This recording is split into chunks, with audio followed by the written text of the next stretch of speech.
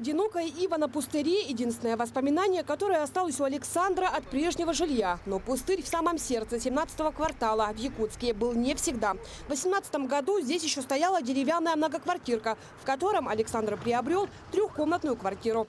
Позже он узнал, что дом аварийный, его снесли, а хозяин дома остался ни с чем. Снесли его полностью в июле, отключили в апреле. Сейчас вот остался полностью пустырь, полностью отсыпали все.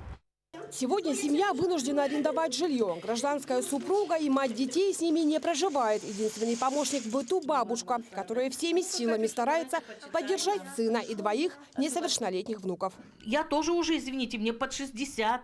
И у меня давление очень высокое. И мне приходится работать, чтобы хоть как-то помочь, где-то что-то помочь. Мне тоже приходится ему помогать.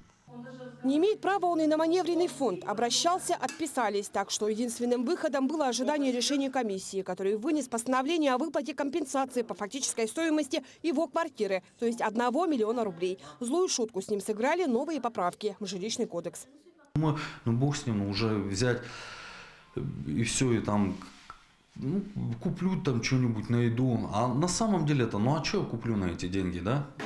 Подобную проблему испытывают многие семьи в стране. В региональном министерстве жилищного строительства разводят руками. Оспаривать закон нет смысла. Единственная надежда на очередные поправки в существующем законе. Внесены изменения в жилищный кодекс. В части 32 статьи там добавили пункт 8.2, согласно которому граждане, которые приобрели жилые помещения в уже признанном аварийном доме, могут претендовать только на выплату возмещения, не превышающей суммы, указанной в купле договора продажи квартиры, за исключением граждан, которые получили квартиру в порядке наследования. Только в Якутии, по предварительным подсчетам, порядка 380 семей с низким доходом попали в подобную ситуацию. Выступая на коллегии региональной прокуратуры с участием заместителя генерального прокурора Российской Федерации Дмитрия Демешина, на эту проблему обратил внимание и глава региона Айсен Николаев. Я считаю, что это неправильно. Мы должны здесь подходить дифференцированно. Если у человека это является на самом деле доказано единственное жилье, нет никаких фактов злоупотребления, то, конечно, мы должны все-таки, наверное, людям предоставлять новое жилье.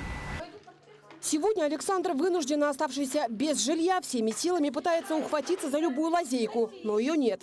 Жалеет, что купил квартиру в аварийном жилье, но тогда это был единственный его шанс. Теперь выходит, что незнание закона не освобождает от ответственности. Ульяна Шагина, Джулус Накентьев, Якутск.